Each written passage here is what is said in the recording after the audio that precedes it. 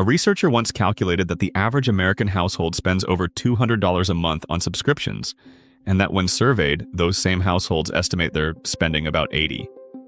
The gap between what people think they pay and what they actually pay is $120 a month. Invisible. Automatic. And that gap alone, invested over 10 years, becomes roughly $20,000. That's the theme of this entire video. The expenses that don't feel like expenses. The ones that compound in silence. When I first started building this list for the channel, I expected 4 or 5 worth talking about. I found more. I'm Warren, and this list started as a footnote in the car trap video. It became its own episode because the numbers wouldn't let me look away. Yesterday, we broke down the car payment, the single most destructive recurring expense in most budgets. Today, we go smaller. 7 expenses that feel like nothing individually, but add up to something enormous over a decade. And running through all of them is one person's story. A graphic designer in Portland named Jess, 26, earning about $52,000, who audited her own budget on a Tuesday night and found over $500 a month that was leaving her account for things she either didn't use or didn't need.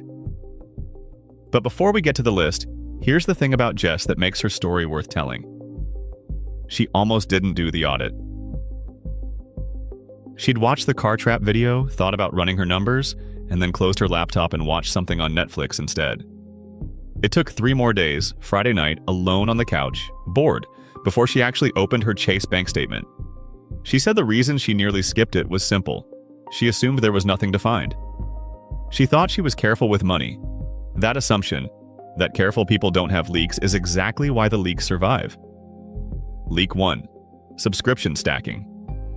Jess pulled up 3 months of bank statements and highlighted every recurring charge. The count? 14 active subscriptions. Spotify, Netflix, Hulu, Adobe Creative Cloud, iCloud storage, a meditation app, a workout app she hadn't opened in 5 months, 2 news sites, a meal planning service, Amazon Prime, YouTube Premium, and a VPN she'd forgotten she had. Total, just under $210 a month. She'd estimated about 90. The fix took 10 minutes. She canceled 6. Monthly savings, about $85. Over 10 years invested at 7%, roughly $14,500. Not from earning more, from stopping payments for things she wasn't using. Leak 2, and this one lands differently because most people don't think of it as a recurring expense. The phone upgrade cycle. Think about the phone in the pocket right now. If it's less than 2 years old and on a payment plan, there's an active subscription running for a device that works perfectly today and will work perfectly for another 2 years. The carriers know this. That's why the upgrade notification arrives the moment the current plan ends. A zero-down offer that the brain reads as free. It isn't free, it's another 24 months of payments, and the old phone that still works goes in a drawer. Jess had been upgrading her iPhone every 2 years since college. The line item buried in her AT&T bill, $47 a month for the device alone, separate from the plan itself. A phone kept for 4 years instead of 2, maybe with a new battery from a third-party repair shop for $40, saves about $600 a year. Over a decade invested, roughly $8,500. For keeping the same phone in a case that costs $12. Leak 3. Convenience delivery fees. And here's where Jess's audit turned into something she didn't expect. She searched the word Uber in her bank statement. The list scrolled. And scrolled. When she totaled it, just the last 60 days, the number was $960. 2 months of DoorDash and Uber Eats, nearly $1,000. She said she sat back on the couch, the laptop warm on her legs, and just looked at it. Because each order had been $12, $15, $18 in her head. The service fee, the delivery fee, the tip, each one turned a $15 burrito into a $35 delivery.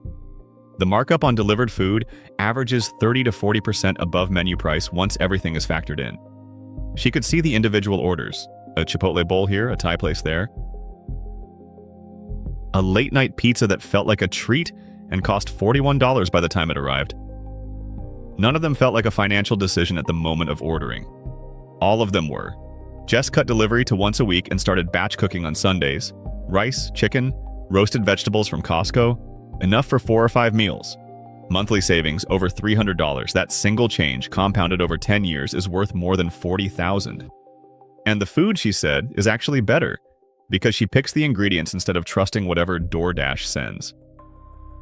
Here's where the list shifts, from choices to traps. The next two aren't lifestyle expenses. They're structural charges designed to be invisible. Leak 4 is built around a question, and it's one worth asking yourself. Do you know what you paid for the last warranty someone offered you? Jess didn't. It turned out she'd bought an extended warranty on her MacBook from Best Buy, $150, and an AppleCare plan on her phone, $200 a year, combined over $300 annually. The industry profit margin on extended warranties runs above 50%. For every dollar spent, less than half comes back as a claim. The fix: decline every extended warranty by default. Use a credit card that includes Purchase Protection, Chase Sapphire, Amex, several others do this automatically, and self-insure small items. If a repair costs less than a few hundred, the warranty wasn't worth the premium. Leak 5, bank fees. And this is the one that made Jess angry. Not sad, not resigned, angry. She had a Wells Fargo checking account she'd opened in college. Monthly maintenance fee, $12 a month. She'd been paying it for 4 years.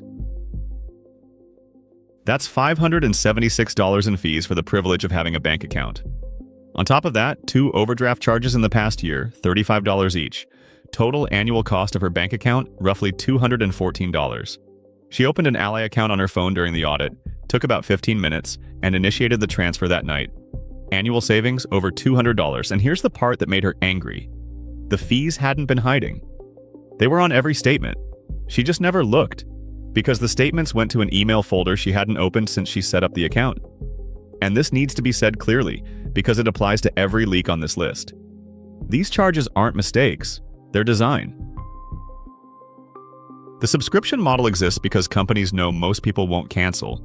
The industry term for it is involuntary churn, and the entire pricing structure depends on the percentage of customers who pay without using. The phone upgrade push comes with a zero-down hook because the carrier knows it locks in another 2 years of guaranteed revenue. The delivery markup lives inside a UI that shows the food price in large text and the fees in small text below the fold. The warranty is offered at the register after the buying decision is already made, when resistance is lowest and the number gets absorbed into the total. And the bank fee sits in a statement that most people auto-archive without opening. Every one of these is optimized for the provider. Not one is optimized for the customer. That's not a conspiracy. It's a business model, and the only defense against it is an audit, a deliberate manual review that the system is specifically designed to discourage. Leak 6. Insurance on a car that's no longer worth covering. If a vehicle's value has dropped below about $5,000 and most cars over 8 years old are in this range, full coverage insurance no longer makes mathematical sense. Liability only cuts the premium roughly in half. The difference can run $400 to $600 a year. Most people never switch because nobody calls to tell them their car isn't worth the coverage. It's the default, and defaults, as we've talked about on this channel since video 1, almost never get changed unless someone changes them on purpose. That $400 a year compounded over a decade, about $5,500. Leak 7, the unused gym membership. This one gets a different treatment, not because the math is dramatic, but because it's the clearest example of how autopilot works against you. The average gym member goes fewer than twice a month. At $50 a month, that's effectively paying $25 per visit for a treadmill. Jess had a membership at a studio gym, $65 a month. She'd gone 3 times in the last 2 months. She didn't cancel it during the audit, she almost skipped it. She said she felt like canceling meant admitting she wasn't going to go, and that felt like giving up.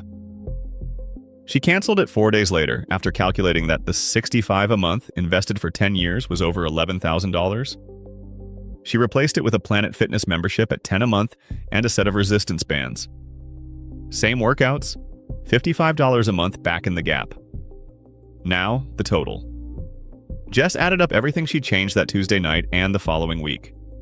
Subscriptions, $85. Phone, $47. Delivery, over $300. Warranties, about $25 a month amortized. Bank fees, roughly $18. Insurance adjustment, $40. Gym, $55. Total monthly savings, approximately $570. She didn't earn a dollar more. She didn't get promoted. She didn't start a side project. She found $570 a month that was already leaving, automatically, silently, for things that were returning almost nothing. The moment she saw the total, the architecture from video 1 clicked. The protocol says, find the gap, then automate it. This video just widened her gap by $570 without touching her income. $570 a month, invested at 7% for 10 years, becomes roughly $98,000. She stared at that number, the same way she'd stared at the Uber Eats total 3 hours earlier. $98,000 from a Tuesday night audit and a Friday she almost skipped. That's the gap between the person who opens the bank statement and the person who closes the laptop and puts on Netflix. Here's the 15-minute version. Tonight, not next week, pull up your last bank statement. Highlight every recurring charge. For each one, did you use this in the last 30 days? If no, cancel it. Don't save it for later. Cancel it now. Then, is there a cheaper version that does the same thing? If yes, switch. The whole process takes about 15 minutes, and it's the highest paying 15 minutes of work most people will ever do. The compound value is somewhere between $20,000 and $100,000 over the next decade, depending on what surface is. If you don't do this audit in the next week, every leak keeps running, quietly, monthly, on autopilot. And in 10 years, the gap between the person who plugged them and the person who didn't is a number that would have changed everything. A retirement account, a down payment, the freedom to say no to a job that doesn't feel right. That's what invisible expenses steal. Not money, options. And autopilot, unlike architecture, works against you. Tomorrow, the system that decides how much every dollar of debt costs before anyone even applies. The credit scoring system. It isn't transparent, it isn't fair, and it isn't built for the borrower. But it can be decoded. And once the rules are visible, they stop being weapons and start being tools.